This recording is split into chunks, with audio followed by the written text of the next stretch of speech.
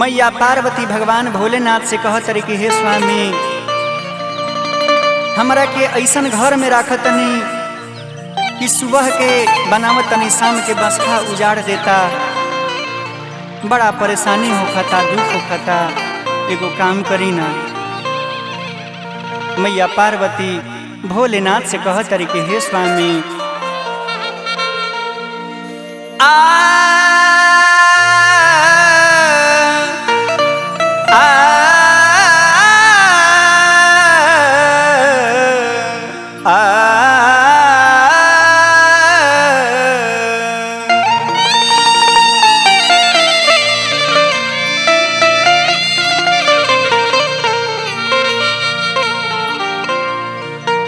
कि असहु छवई बाकी ना टूटही पलानी, तोहरा से पूछा तानी एहो भोला दानी कि बरसी सवनवा के पानी हो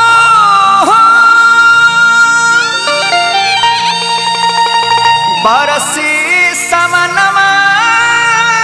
के पानी किए हो भोला भिजली भवानी, बरसे सवनवा के पानी किए हो भोला भिजली भवानी, असहु छवई बाकी ना टूटही पलानी, तोहरा से पूछा तानी एहो भोला दानी, बरसे सवनवा के पानी किए हो भोला भिजली भवानी, बरसे सवनवा के पानी किए हो भोला भिजली भवानी।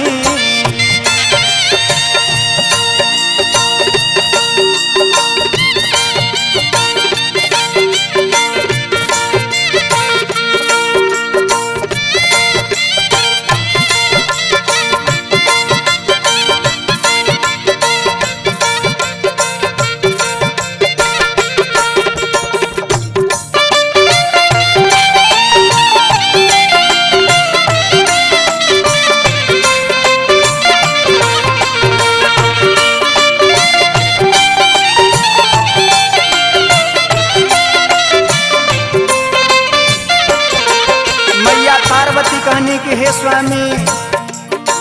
रौरा जवन कइले बानी उ सारा संसार जानता कि का कइले बानी। कहली भस्मा के बर देके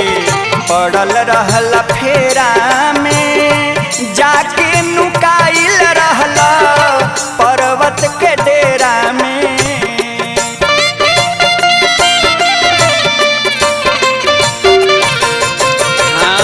भस्मा के बर देके पड़ल रहल फेरा में, जाके नुकाइल रहल पर्वत के डेरा में, कतनाल सही हम गलानी हो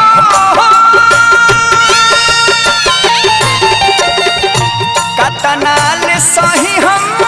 गलानी किए हो भोला भिजली भवानी, बरसे सवनवा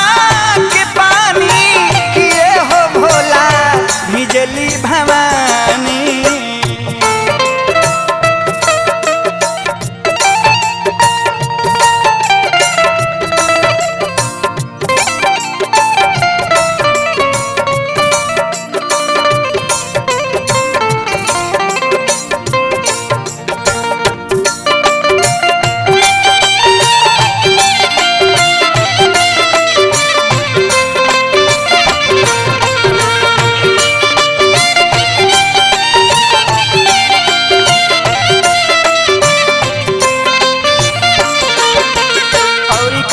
हे स्वामी कि सोनामा के लंका बाबा दे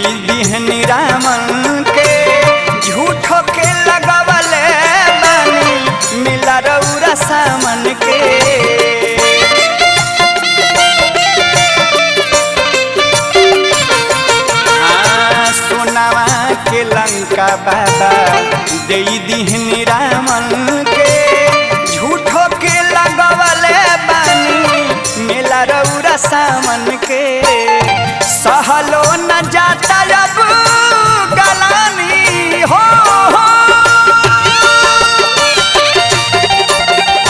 सहलो न जाता अब गलानी किए हो भोला भिजली भवानी बरसे सवनवा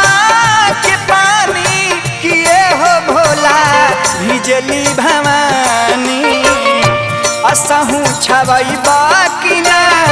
टूटही पलानी